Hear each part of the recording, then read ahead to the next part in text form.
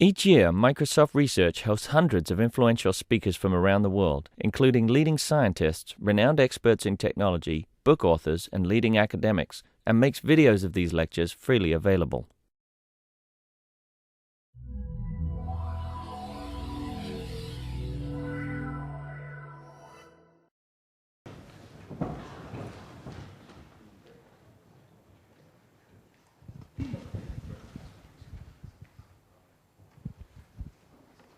Welcome to the third tutorial of the day. I am Giuseppe Di Guglielmo, the chair of this session. The topic of the next talk is the evolution of the modern constraint solving. Research in constraint solving started several decades ago, but both the practical importance and the underlying technology have progressed rapidly in the recent years. At the beginning of the 19th, Boolean methods have been applied to hardware verification and testing, proving that bugs could be detected also when they escape extensive simulation. In such a context, constraint solving is one of the formal methods which design and testing benefit from, and thus it is a current issue for the MEMOCODE conference. More in general, constraint solving finds several scientific applications both in academia and industry. Some examples are robotics, bioscience, math, game theory. Thus, the importance of considering algorithmic efficiency became widely recognized as having a major impact on the size of problem that could be handled. Thus, let me introduce Dr. Christopher Jefferson and his talk on modern constraint solving by propagation.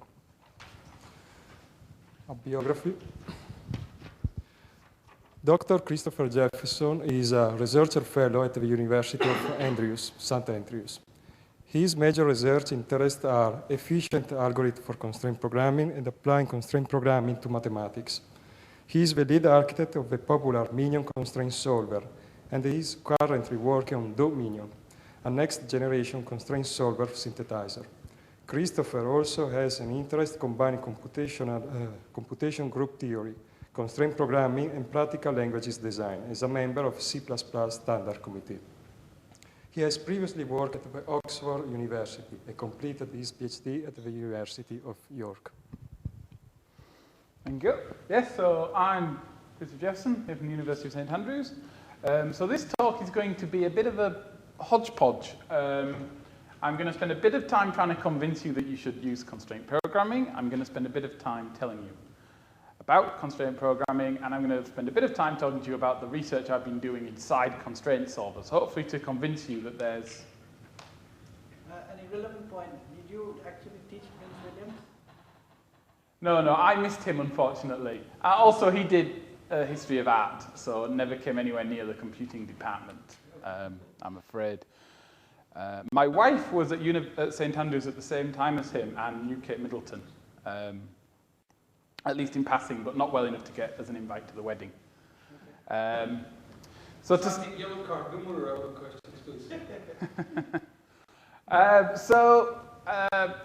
start with the big picture of constraint programming, the big picture behind constraint programming is it's trying to come up with methods of solving problems without having to tell computers how.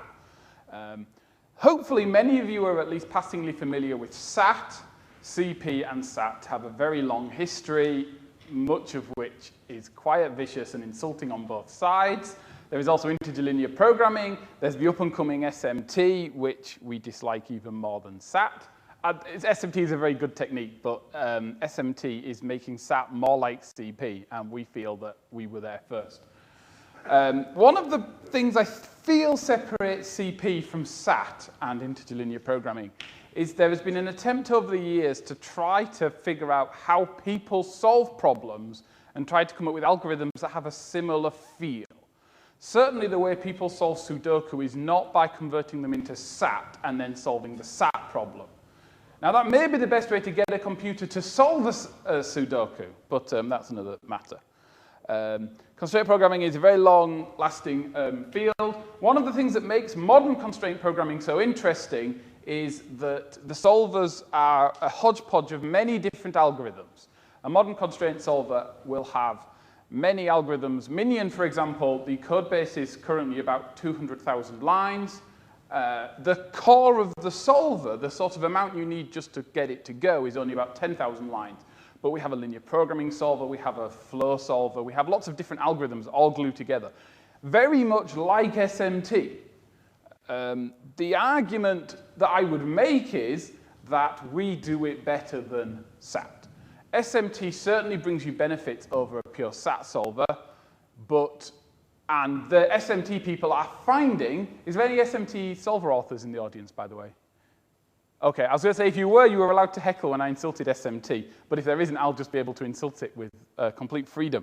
The SMT solver people are finding that as they put more theories into their solvers, the performance is dropping. And that's because they haven't yet done a good job of connecting the SAT and the theories together. Early on, the benefits were so big that it didn't really matter. But it does matter, and we're better at it than they are. My personal major interest is in solver design. I have spent most of my time during my PhD and since writing constraint solvers. This talk is going to be quite heavily biased towards how solvers are designed. It's going to be quite heavily biased towards the CP solver developed at St. Andrews that I work on. Just as a brief interlude to SMT, just to be a little bit more insulting before I stop insulting it, there was a similar thing to SMT happen in CP about 10 years ago. There was this idea that we would combine CP solvers and integer linear programming solvers. We would put them both together, they'd run at the same time, it would be fabulous, and early results were amazing. There was a big problem, though. It wasn't a magic bullet. And the main problem came from the fact that a good CP solver will achieve about 50,000 search nodes a second at least. Minion is often approaching 500,000. A good ILP solver will do about 20 nodes a second. This doesn't mean ILP solvers are bad. They're doing a lot more work in each search node. But inevitably, if you're running these two in parallel, the CP solver can only be getting through 20 nodes a second because it does a node, and then it has to wait while the ILP solver catches up. So what you ended up with was in problems that were mostly ILP, you were basically just running an ILP solver and it was fine. But if you were kind of taking a CP and putting a little bit of ILP and it was really slowing it down. And this is the same thing that's happening in SMT. A SAT solver is amazingly fast. SAT solvers will beat this number by quite a lot. And if your theory runs 1,000 times a second, which is not an unreasonable number, then you're really sort of hurting the SAT solver. What is the unit there? What is N over S? Nodes per second.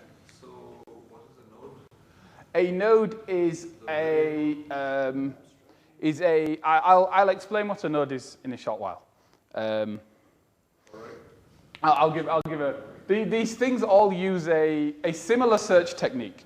Just to give you a bit of, these references I'll put up at the end again, and you can I'll find them. Unlike SAT, where basically all the solvers are interchangeable, some of them are a bit faster than each other on a particular day, CP solvers unfortunately aren't. It's one of the big disadvantages. So if you want to use my constraint solver, it's Minion, there's the web address. It in particular has a lot of the fancy features I'll be talking about here. It has a text input, so you don't have to do any programming. If you love C++ and you want a C++ library you can plug into your code, I would strongly advise you use G-code. Minizinc, which is the thing at the bottom, is a high-level language which has backends for many different systems, including SAT and SMT. So it's a good way of testing your program on lots of different techniques. Just to give you a little example, this very, very quickly, this is what a Minion input file is like. Can anyone guess from just glancing at it what the problem is? Sudoku, yes. So you have sort of, all constraint solvers fundamentally look the same. At the top, you declare your variables. I'm saying I want a matrix. They're all domain 1 to 9. And then you have a list of constraints. So here I'm saying the rows are all different, the columns are all different. Here I'm putting the really nasty little box constraints on.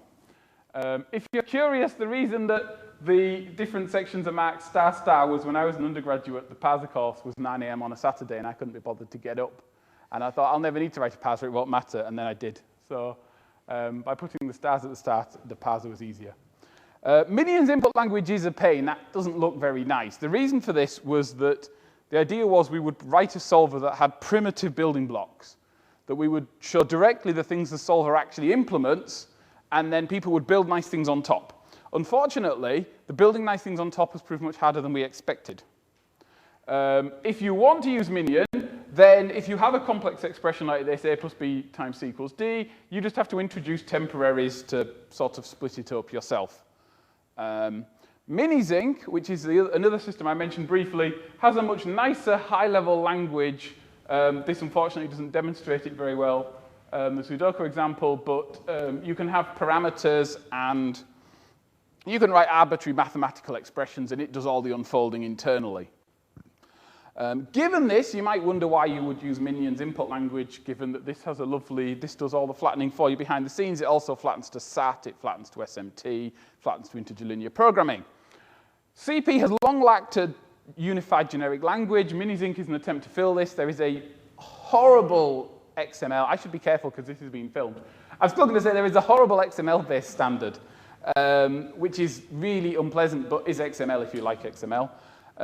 The problem is that because solvers tend to have features added to them quite quickly, if you have a fixed input language that everyone agrees on, it's then very hard to add features to the solver. You have to kind of figure out how to pull the things you want out of the existing language, which is why we haven't added support to Minion for Minizinc, and it's why Minizinc doesn't perform as well as it could do.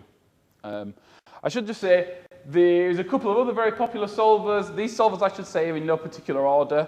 There is a Java solver called Choco, which is extremely popular if you like Java. Microsoft have a solver as well. I don't know if anyone here is involved in that. It's very reasonable. It's not something I've had a lot of experience with, but a lot of people seem to like it, and it has the advantage that, unlike some random academic project, it's not likely to disappear when the next postdoc leaves. So as an aside, I will just briefly give you an example of a Sudoku. This is a Sudoku. It's a smaller Sudoku than normal. I've just given it 2 by 2 to make the numbers easier to read. Now, if you were to try to solve this Sudoku yourselves, the way that most people seem to end up solving Sudokus, I'm assuming everyone's familiar with the rules of Sudoku. Good. It's really handy that Sudokus come along because it gives a really nice example to use before we had to make things up. So what most people do is they come up with some kind of strategy which involves sort of putting numbers in the boxes. Sometimes you'll skip these steps if it's an easy thing to do. And then you kind of cross out the numbers that you can guess. So you say, this isn't 4, clearly, and, well, these two definitely aren't 3 and 4 because they're in this box. And then you do something a bit clever, hopefully, if you've done a few Sudokus. We don't know which of these numbers here is 1 and which of them is 2, but we know one of them's 1 and one of them's 2. So we know that these ones over here aren't 1 and aren't 2. Which means that's definitely 3, which means that one can't be 3, so that's definitely 4. And at this point, we get stuck. The sort of eagle eye among you will probably be able to figure out the reason you've got stuck is this is a terrible Sudoku. It doesn't only have one solution, which is mandatory in Sudoku. But if we were going to try to carry on anyway, we would just guess. We'd say, let's guess this is what. This, when I was describing earlier, this is the concept of a node. So we do, a node is a reasoning step without backtracking.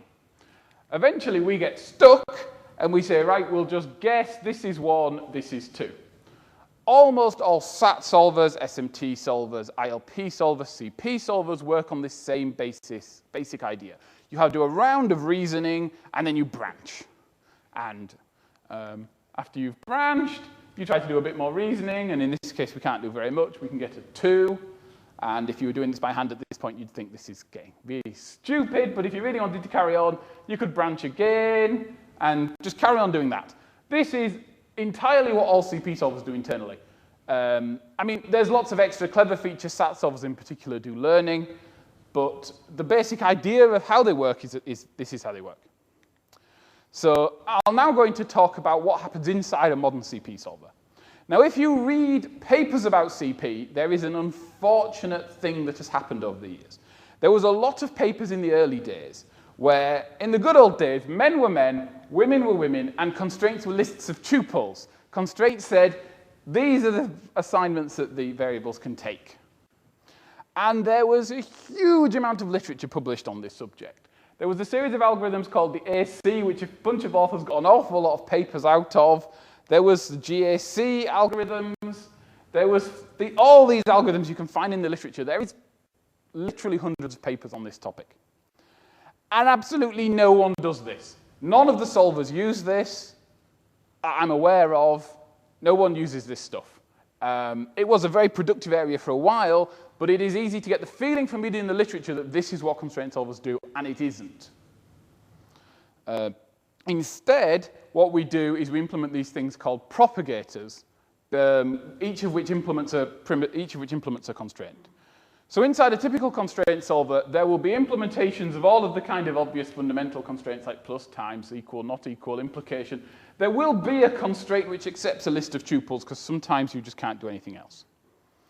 And these constraints between them will be sufficient that you'll have a full logical language, arithmetic, all of the kind of things you would like. And then there were also global constraints. Now, global constraints are the big area where CP wins. This is the application of global constraints is how CP beats the competition in a propagating solver. Now, there's not really a clear definition as to what a global constraint is, unfortunately, which makes it hard to talk about them. If you want to read about global constraints, there is something called the Handbook of Constraint Programming, and Chapter 6 is all about them. The idea is these constraints encapsulate some sort of larger idea, which comes up a lot. So, for example, people often want to say a list of things are all different, like in Sudoku. They might want to say cardinality, of this list of things, so many of them are 6. There is an element for dereferencing arrays, there is dictionary orderings. There's more complicated, for example, mathematically there's a concept called graph isomorphism. There is a constraint which encapsulates this. There's also constraints designed for scheduling, language membership of regular languages, circuits, check that a circuit is consistent. There is an all different where some things can be equal. And there is a website dedicated to this topic, the Global Constraint Catalog. One thing which is unfortunate is that most constraint solvers only implement a small set of these. There is unfortunately not. These things are written as C++, Java, C, Haskell code. There isn't a language in which they are written sort of above that level, unfortunately. And so it's quite hard to move them from solver to solver, so each solver tends to implement only a subset. Really nice if we came up with a nice language to express these things at a high level, and people keep trying, but no one ever succeeds. So as I said, the most important thing is propagation. This is where constraint solvers really win. An obvious question is why to bother? So this graph here, this line 1 here is Minion if we take all the global constraints out of it. And this is Minion with the single global constraint all different. And this is the sort of level of speed up we're getting. We can get 100,000 times speed up. We can get larger speed ups than that if we solve larger problems. This is on a range of benchmarks. Some of these names may be familiar, some of them aren't. There's a lot of different benchmarks that are out there, and global constraints speed up a lot of them. All of these problems we tend to beat SAT solvers on. A classic example of all different is the pigeonhole problem, and SAT solvers perform terribly on the pigeonhole problem. If you're familiar with it, so do ILP solvers, so do SMT solvers. Of course, you don't usually want to solve the pigeonhole problem itself, but it's nice to know that there are these places where you win. So after all this, I will now actually describe to you what propagation is. What size of pigeonhole problems can this solve? This solves all pigeonhole problems instantaneously. It just detects immediately that they can't be solved, whereas SAT solvers go and do exponential search. I mean, in principle, it's n squared, probably by the time the data structures are built. So internally, the way that constraint solvers store information is, for each variable, you store a list of the values the variable can take. So in this case, I'm imagining x can take the values 1 to 6, and y can take the values 1 to 6. And I have the constraint x is less than y. Now, hopefully, it will take little thought to convince yourselves that y can't be 1, because there's nothing smaller than 1 in x. And similarly, x can't be 6, because there's nothing bigger than 6 in y. But all the other values are fine. Y can certainly be 2, because x is 1. And this is the essence of propagation. You take a single constraint, and you reason the values you can delete, and you delete them. And each constraint works in isolation. So maybe during search, some other constraint, or we branch, deletes x is 2, then we recall the constraint, But everything else is still fine. Y can still be 2 because x can be 1. Y can still be 3 because x can be 1. So everything's still fine. Later on, perhaps 5 and 6 get deleted from Y by another constraint, and then this propagator will say, oh, well, now x can't be 4 or 5. And this is the idea. For each constraint, you write an algorithm that looks like this. Now, you could write an algorithm that looks like this, that just sort of scanned over the list of tuples, but it would be very expensive. In this case, hopefully you can get a feel for what the algorithm is. The algorithm is basically just take the biggest value in Y, x has got to be at least 1 less than that, and then take the smallest value in x, Y has to be at least 1 bigger than that. Yes? Is there a difference between the black and the red, or would the red also be just straight up deleted? The red are straight up deleted. The color distinction is purely to distinguish between what other things are deleting and what this constraint is deleting. And I apologize if that actually caused more confusion than helpfulness. So this is the basic idea. We write these algorithms, and here we go. There are 2 main ways that we can improve a constraint solver given this is what we're doing. We can try to reduce how often the propagators are run, or we can try to make the propagators run more quickly when we run them. And almost all of the research in constraint programming in recent years, I would say 90% of it, has dedicated on these 2 topics. This might suggest we've got a bit too obsessed with propagators. There are other ways of solving constraint problems, but none that are in popular use at the moment, I would say. By far the most famous global constraint is all different. As I said earlier, it's in Sudoku. It comes up all the time. And it's very inefficient in ILP and SAT. The original paper on the topic is this one, by John Charles Rejan. Do not attempt to read this paper. It is extremely difficult to read. If you really care about these things, this is a much better paper written by one of my colleagues at St. Andrews. If you care about propagators and you want to get a feel for how a real big propagator works, this is the paper to read. If you really love algorithms and code and things, if you don't love algorithms and code, then don't read it. I'm going to give you a brief overview of how the all different algorithm works. So imagine that we have 5 variables, A, B, C, D, and E. We want them all to be different, and these are the values. So we're saying A can be 1, 2, or 3, B can be 1, 2, or 3, C can be 3 or 4, D can be 3 or 4, E can be 4 or 5. What we do is we transform it into a graph like this. We put the values at the bottom, the variables at the top, and we connect up the variables to the values that they can take. Then we do this random thing where we stick an S on the top and a T on the bottom, and we've got the source and the sink. For some reason, sink is T. So now we have this graph. Now, imagine that each of these was a pipe, and water flows from top to bottom. Now, a pipe can either have 1 unit of water flow through it, or no water flow through it. And imagine I pour 5 units in the top. If I pour 5 units in the top, this is one way the water could flow through that graph, from top to bottom. And it happens to be a way to make the variables all different. So here I've said A maps to 2, B maps to 1, C maps to 4, D maps to 3, E maps to 5. This is indeed a way to make the variables all different. So I have transformed an all different problem into a problem about water flowing through pipes. Now, at first glance, that may not have seemed like a sensible thing to do, but it turns out mathematicians have spent hundreds of years figuring out ways of calculating ways water can flow through pipes like this. Which is really helpful because it means we can just steal the algorithms they wrote, put them in our solvers, and we have all different. And the way that the algorithms work, first of all, finding this initial matching here is done by something called the Ford-Fulkerson algorithm. You're very welcome to go and look it up. What we then do is we find some things called Hall sets. Hall sets are sets of values where sort of all the values are taken. So here, 1 and 2, A maps to 2, B maps to 1. Like in the Sudoku problem, we could have A maps to 1, B maps to 2, but A and B between them consume 1 and 2, because nothing else can be 1 or 2. So we know that these 2 values are going to take up 1 and 2. And there's these Hall sets, and anything which crosses a Hall set, those values can never be taken, and so we throw them away. And so we delete those values, and we're left with these values. You can do this very efficiently. There are many different constraints which use flow-based algorithms, yes? So what if you have a lot of possible values? What if there are many more possible values than there are variables? Then the same technique would work. You would still only have if you have 5 variables, you would still only have 5 units of water flowing through. Some of the values wouldn't be taken, but that's fine, and the whole set matching algorithm still works. Yes, it all still works. If there's less values than variables, clearly immediately you can never have a flow. This is the pigeonhole problem situation, and the Ford-Fulkerson algorithm detects immediately that there's no flow through and stops.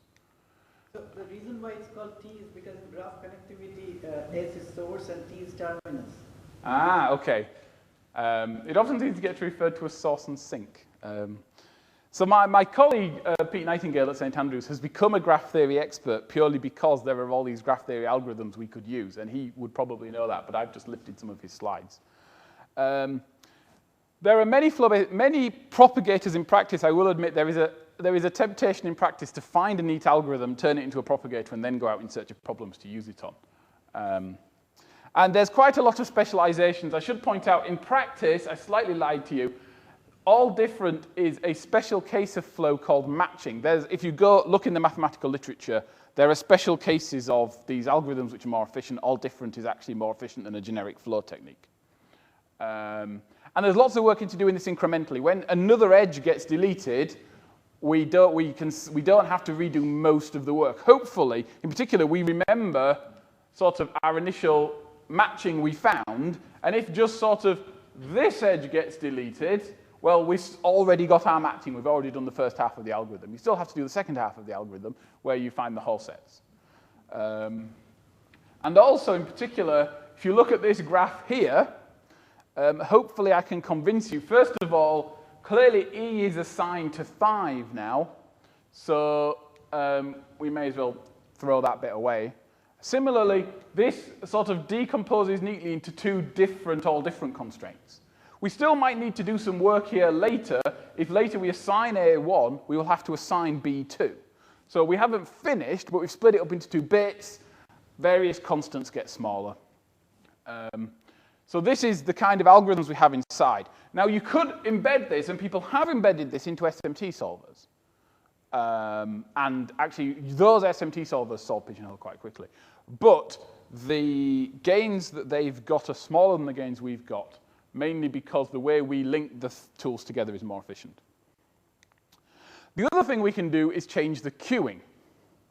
Now, at first, this seems less useful, but in practice, it's it's almost the more useful technique.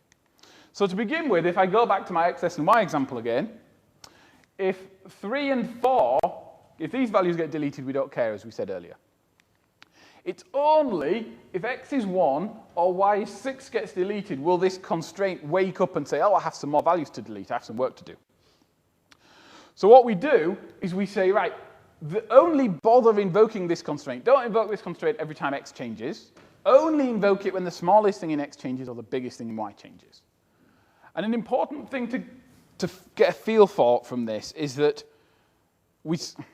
it isn't the case that we sort of check if the constraint needs to be invoked. Imagine that there was 1 million constraints on this variable X, all of which cared if its lower bound changed. When we delete 3, we don't go through 1 million constraints checking to see if they care. We do no work because we store the things that care about the minimum in a special list. So we're not kind of saving a bunch of constants. We're prospectively saving a sort of order n. So one of the big success stories recently, and work we've been doing at St Andrews, is adding SAT techniques to CP. So the SAT language is a subset of CP. So in principle, CP solvers should outperform SAT problems on everything. Because if you have a CP problem and you have to decompose it into SAT, you've lost structure. If we can't win, it's a bit embarrassing. Isn't that problem that you had in the previous slide, the bipartite matching problem? Yes, it is indeed. It's only the bipartite matching program when the number of values match the number of variables. When the number of values is bigger, it's similar but not exactly the same. So in practice, we special case for same number of values variables, more values than variables. We actually special case for many more values than variables because it turns out there's a heuristic trick you can use when there's a lot of values because most of the time it doesn't do anything. So this table is misleading. And I'm going to explain why up front, because it's not fair. This table is not fair to SAT. This table measures the number of nodes searched per second if we turn learning off in a SAT solver. In general, when you turn learning on in a SAT solver, they perform massively better. So this is not a fair comparison to SAT in terms of the runtime. Don't get the impression that, so this here actually is a SAT problem. Don't get the impression that Minion is 1.8 times slower than a SAT solver on a SAT problem. That isn't the case, unfortunately. But in terms of nodes per second, before Minion came along, we were about 200 times slower than SAT, even with the learning turned off. This was the previous best CP solver. This was really quite embarrassing. We've managed to get the gap down to about 1.8. We have also done work on learning as well, but just purely in terms of chewing through the nodes, CP was doing terribly. And almost all of this is, in some sense, constants. There were just very, very big constants in the algorithms. SAT solvers have three main components that make them fast. They have variable value heuristics, which I'm not going to talk about here. They do learning, which I'm going to talk about at the end. And they have propagation. So hopefully you're all familiar with a SAT constraint. This is a SAT constraint, A or B or C or D or E. And if you're trying to do either propagation in CP, or if you're familiar with SAT, they call it unit propagation, there's a simple rule. If all the variables but one variable get assigned false, the remaining variable must be true. If you imagine if I've assigned A, B, C, D all false, for this constraint to be true, E has to be true. If there's two variables that aren't assigned, then you can't do anything. There's no propagation you can do, there's no reasoning you can do. Also, kind of, depending on how you read that first thing, if all the variables get false, you have to fail. Now, in a traditional CSP solver, what we would do is we would trigger on each variable being assigned, we'd add 1 to a counter, when the counter got to 4, we would find the unassigned variable. Can we do better than that? Can we do better than that? Can we avoid triggering as frequently? Because it doesn't feel like we can get any cheaper than adding 1 to a counter, really.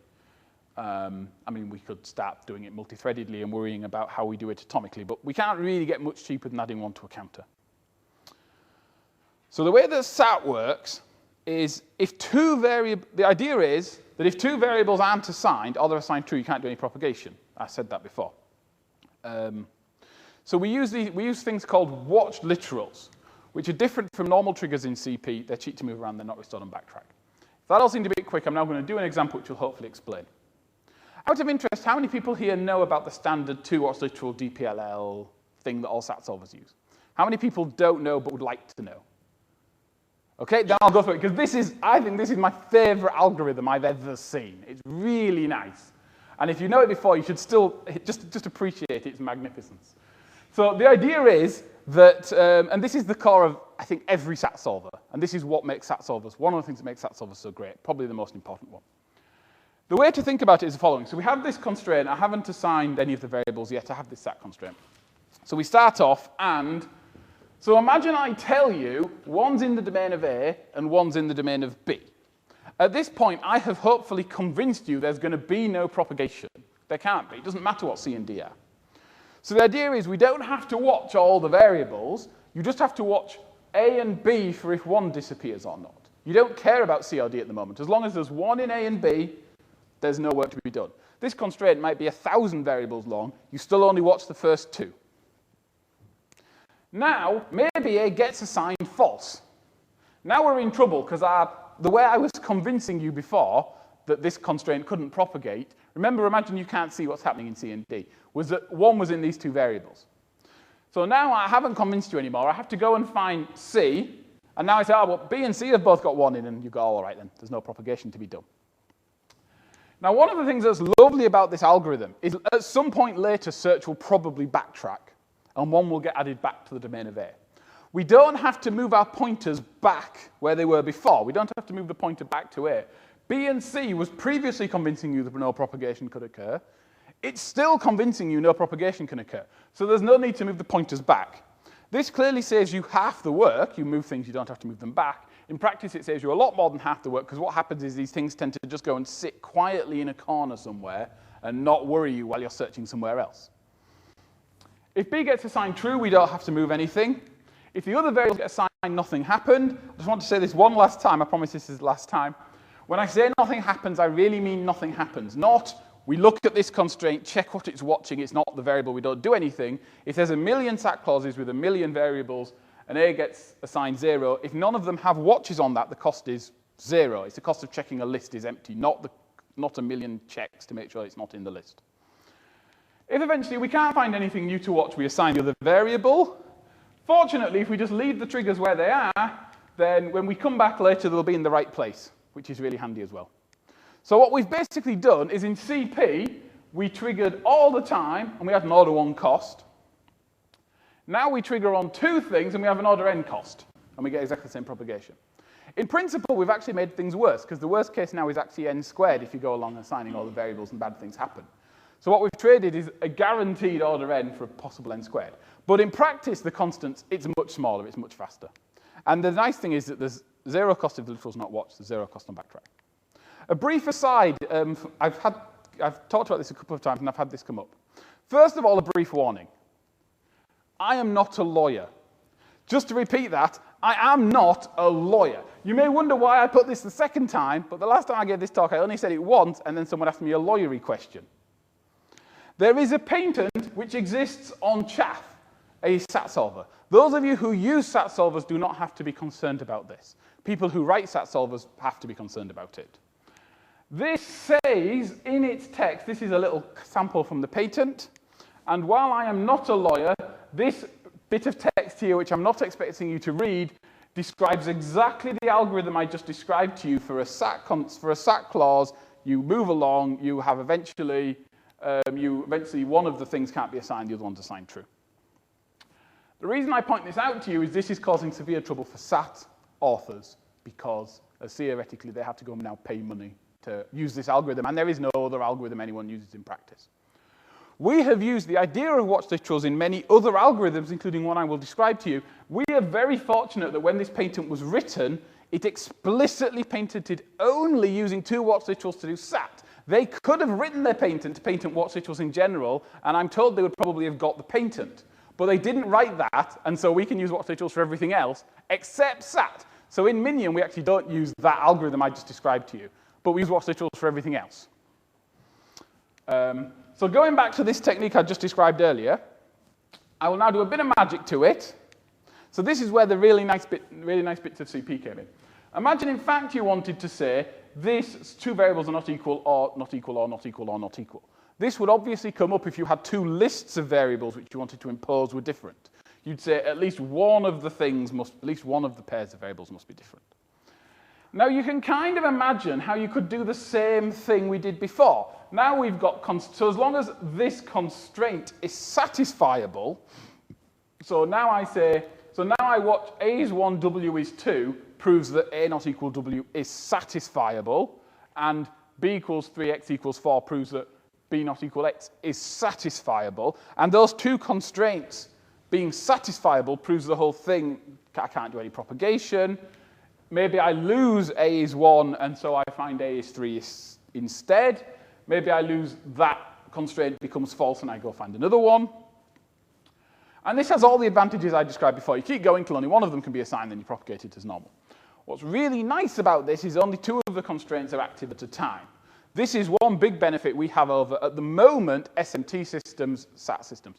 Because the connection in SMT systems is quite weak, if you wanted to do this kind of thing in SMT, you'd introduce a SAT variable for each of these disjuncts, and you have to basically keep doing work on all of the constraints, even when there's only 2 of them you care about. Similarly, if you just decompose this into a SAT problem. So actually, this is a problem where flattening it into SAT, even if these are Boolean, the CP solver can still perform better because we have these nice nested tree structures. Another similar example, there is a constraint that comes up a lot in CP, lexicographic ordering. If you have 2 lists, you want to say, basically this list is smaller than this list if you imagine that they were words in a dictionary. We had recently a problem with a lot of these. Some mathematicians wanted us to find the number of semigroups of size 10. I don't know why they cared. I don't really think they really care. I think they just like numbers, and they wanted to know how many semigroups were of size 10.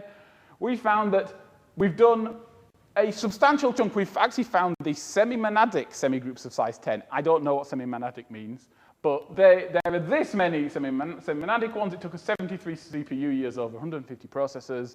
We did this over 2 separate clouds and a bunch of computers we had lying around. CP is extremely parallelizable if your problem is big. We're not very good if you have one problem that takes 10 seconds and 10 computers, we can't run it in a second.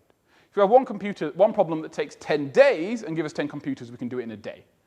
So the large scale, and the transport overhead, when these computers were solving this, the transport overhead, they were generally only communicating about once every 6 hours. So it were very low overhead for large problems, very efficient for that kind of thing. A lot of the problems they were giving us had over 250,000 lexicographic constraints. They tried giving this to a SAT solver. They had 2 problems. First of all, it ran out of memory. Second of all, most SAT solvers can't count the number of solutions to a problem. So here's a graph, because people love graphs. So the black line, so this is number of lex constraints and the time taken to perform a particular problem. And you can see how, so this was the original lex algorithm we had. This red one was, we tried very, very hard to improve it. This green one is using watch literals. It's about 10 times faster. But I mean, when you were running 73 CPU years, this got us from 730 CPU years, which we couldn't get our hands on, to 773, which we could. And this stuff, we don't have to worry about the patent because it doesn't apply, which is nice. So I'll go through one more example of watch literals. So I'm trying to implement this constraint here. This constraint comes up a lot in practice. The idea is you have a matrix of variables. Index is a variable and result is a variable. And we want to say that the index element of M is result. In Minion, this constraint is called watch element.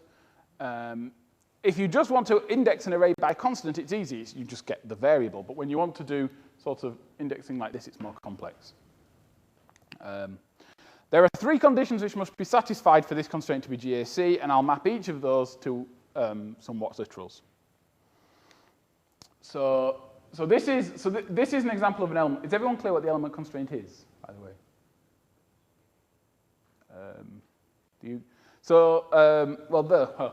This may help, hopefully.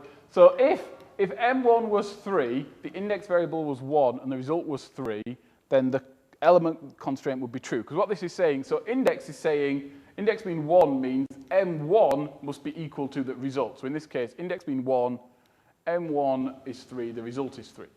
Even if I don't tell you what M2 and M3 are, you still know the constraint is true. Because all that matters is the variable here because the index is 1. So this is another one where it feels like there's a good chance of watch literals being useful. Watch literals tend to work well when constraints have this property that if you only know some of the variables, you know the constraint is true. So if you imagine the index being 3, I want to know if the index can be 3.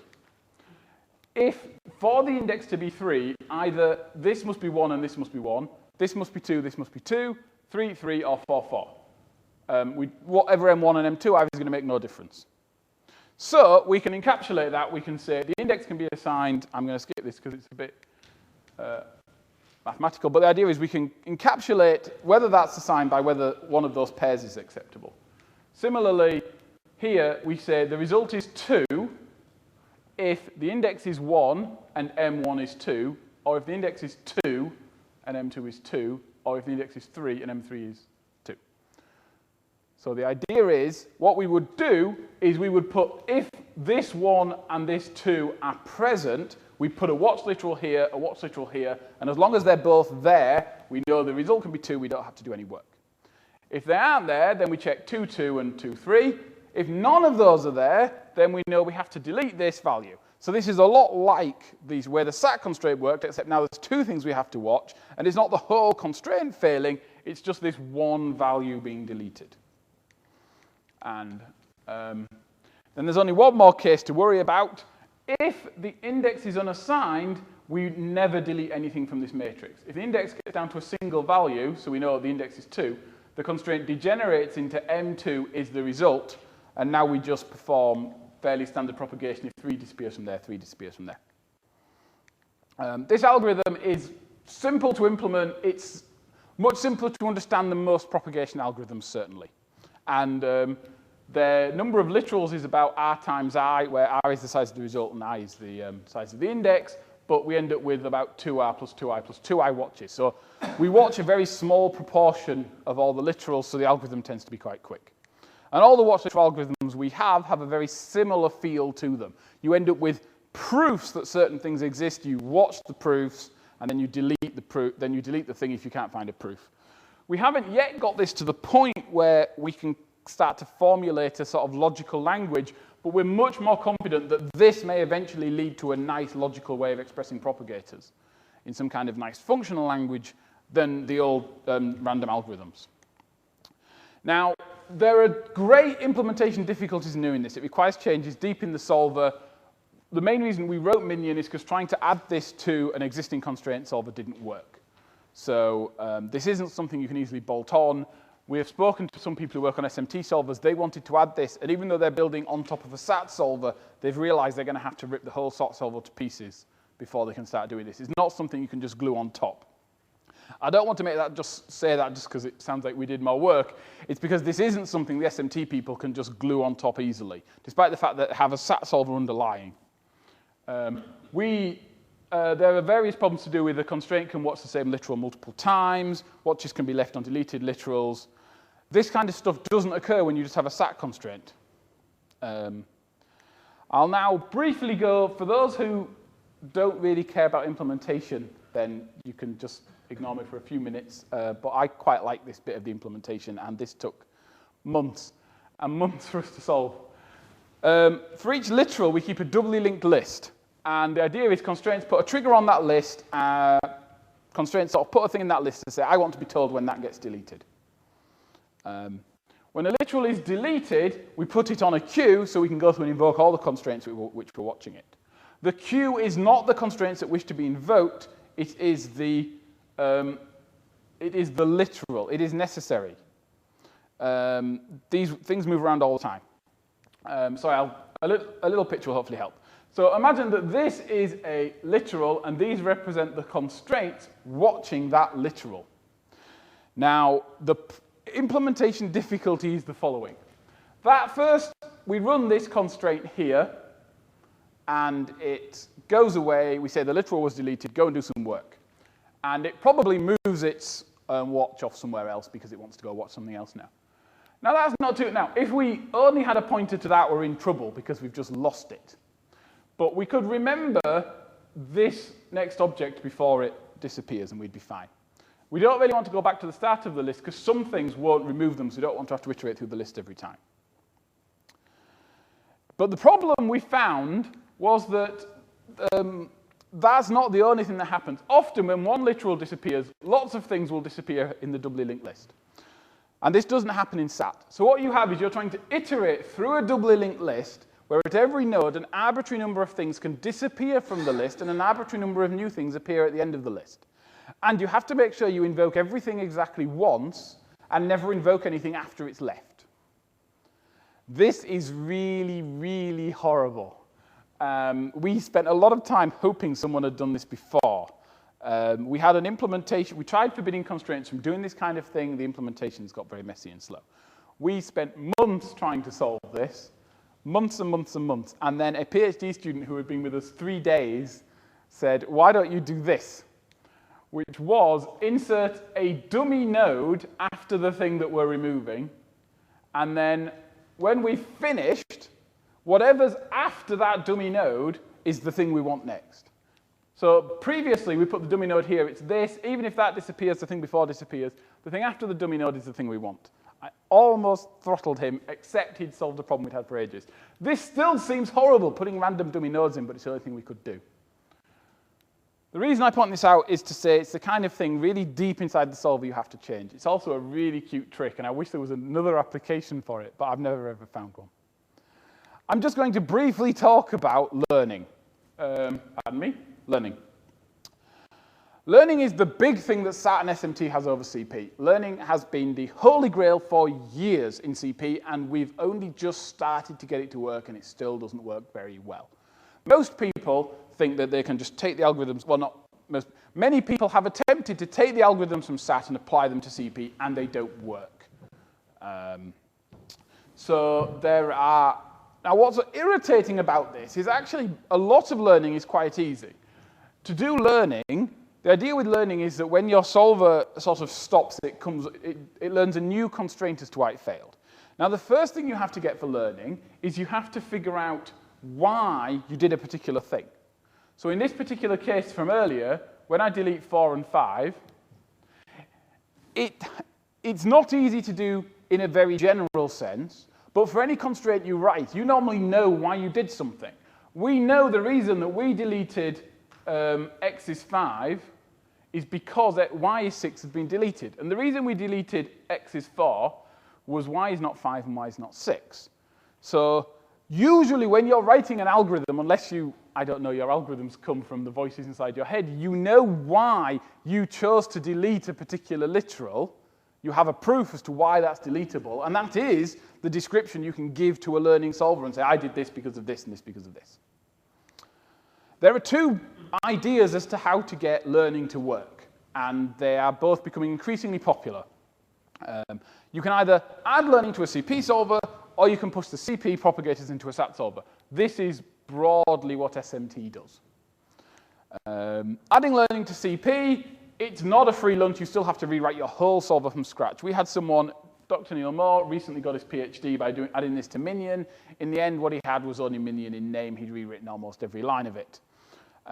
In principle, this should be great. Because you're in a CP solver, you should be able to learn complex expressions, like you should be able to learn, oh, a plus b plus c have to be bigger than 5. No one can get it to work. Neil didn't get it to work. He still had a very good PhD. He added this to Minion. Results were mixed. There were some problems where he could win, but in a lot of problems he didn't. In particular, he was having trouble winning on problems that weren't specially designed for learning to win on. The other thing you can do is add propagation to SAT. This is what SMT solvers do. This is also what the lazy FD solver does, which is packaged with Minizinc I mentioned earlier. It doesn't always beat traditional CP solvers, but it often does extremely well. I believe in 10 years' time, all solvers will use learning, because as the size of problems increases, learning becomes increasingly valuable. But at the moment, there are still a lot of places where learning is more of an overhead than it's worth. Particularly, no one seems to have got learning to work well in problems with lots of arithmetic. I mean, it works. You can decompose your arithmetic into a SAT solver and it'll run. You can put it into an SMT solver, it'll work. But if you just put it in a CP solver, it'll do about as well. So the SMT people, just to say, so this is more of an SMT people. Early on, they generated an explanation for every deletion. They now generate these lazily, which is what Minion does. So the SMT people are coming closer to CP because they're trying to add things like what's literals. They're adding these general propagator concepts. We're getting closer to SMT because we're trying to add learning. At the moment, it is unclear which side is best. I mean, I would say CP is better. I would say if your problem looks like a SAT problem, if you have a circuit and it's a real circuit with ons and offs, I would use a SAT solver. If it looks like SAT, put it in a SAT solver. If you have a lot of arithmetic, put it in a CP solver. Certainly try putting it in a CP solver. There are other things that CP solvers are very, very good at. CP solvers are very good when you have sets. People have worked on Minion doesn't have it. There are CP solvers now which have effectively implemented Java bytecode in that they have an arithmetic which wraps as Java does. They have IEEE doubles which perform correct addition and multiplication and things. So if what you want to do was verify Java bytecode, for example, decomposing that into a SAT solver would basically involve you constructing in SAT a full IEEE arithmetic circuit, and I don't know how big the circuit you have to express to implement arithmetic is, but I'm sure it's enormous. And CP solvers give you that for free. So at that point, I shall just jump to the... Hello? So I'm just going to put those links up again. These are the SAT solvers I would advise you have a look at. And to be honest, I would base it entirely on your preference. I mean, certainly, if you use Minion, you have the advantage that you're very, very welcome to email me, and I'll tell you how to use it. It has a nice text-based input format. The features I mentioned here, like watchdog, at the moment only exist in Minion, although I know that the G-code people are busy adding it. G-code is great if you like C++ library, Choke if you like Java, Minizinc if you'd quite like something which will let you output SAT, SMT, CP. The disadvantage is it doesn't do any of them brilliantly. And finally, there is the Microsoft Code Solver, which, as I say, I've never used, but I'm sure it's lovely. And that's it. Is there any questions?